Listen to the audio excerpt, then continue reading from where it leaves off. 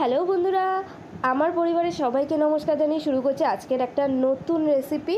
আজকে আমি তোমাদের সাথে শেয়ার করব তিল বাটা দিয়ে আলু আর ঝিঙের একটা রেসিপি। ঝিঙে পোস্ত তোমরা সবাই খেয়েছো, তবে এটা তিল বাটা দিয়ে একবার করে দেখবে। যারা খায়নি বা যারা জানে না তারা খেয়ে কিন্তু বুঝতেই পারবে না যে এটা পোস্ত না তিল। যাই হোক, আমি এখানে প্রথমেই আলু আর ঝিঙেগুলোকে কেটে নিয়েছি, আর আমি এখানে এই যে তিল নিয়েছি, তিলের সাথে একটু স্বাদের জন্য কাজু নিয়ে বেটে নিয়েছি। তিল কিন্তু শরীরের পক্ষে খুবই ভালো, যা পেট ঠান্ডা করে। এছাড়া যাদের হাঁটুর ব্যথা বা গায়ে ব্যথা আছে তারাও কিন্তু খেতে পারো। এবার চলো মেন রান্নায় চলে যাই। আমি এখানে কড়াইতে সর্ষে তেল ইউজ করেছি। এর মধ্যে আমি 2 থেকে 3টে শুকনো লঙ্কা আর কালো জিরে ফোড়ন দিয়ে নিয়েছি।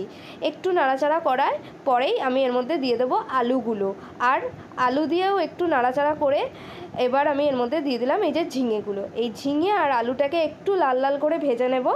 আর এর মধ্যে একটু দিয়ে দিচ্ছি স্বাদ মতন লবণ আর পরিমাণ মতন হলুদ।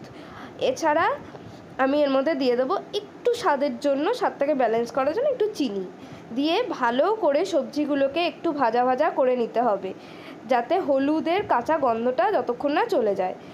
এই পর্যায়ে তোমরা এবার যে বাটাটা ছিল সেই বাটাটা আমি দিয়ে দেবো। এই যে কাজু আর তিলের যে বাটাটা আমি বেটে রেখেছিলাম সেটা আমি পুরোটা এর মধ্যে ঢেলে দিলাম। এবার বাটি ধুয়েও, আমি একদমই নষ্ট করবে না মশলাটা, ওই যে বাটির গায়ে লেগেছিলো, তাই বাটি ধুয়েও আমি পুরো জলটা এর মধ্যে দিয়ে দিচ্ছি।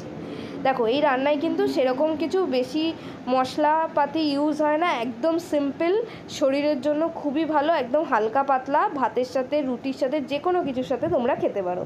দেখো, একটুখানি মশলাটা কষে উঠেছে, কাঁচা গন্ধটা চলে গেছে। এবার আমি এর মধ্যে একটু জল দিয়ে দিলাম। আমি এই রান্নাটা একটু মাখো মাখো করবো, তাহলে বেশ গামাখা গামাখা ভালো লাগবে খেতে। এই পর্যায়ে তোমরা একটু নুন মিষ্টিটাও চেক করে নেবে। আর লঙ্কা দিয়ে দিলাম কটা, যেহেতু শুকনো লঙ্কার গুঁড়ো আমি ইউজ করিনি, তাই ওপর থেকে কটা কাঁচা লঙ্কা দিয়ে দিলাম। দেখো, ঝোলটা কিন্তু অনেকটাই ফুটে উঠেছে, গামাখা গামাখা হয়ে গেছে। আর আলু আছে যেহেতু, এরপরে আরও টেনে যাবে। আর উপর থেকে দিয়ে দেবে একটু কাঁচা সর্ষের তেল, আহা সেই লাগবে।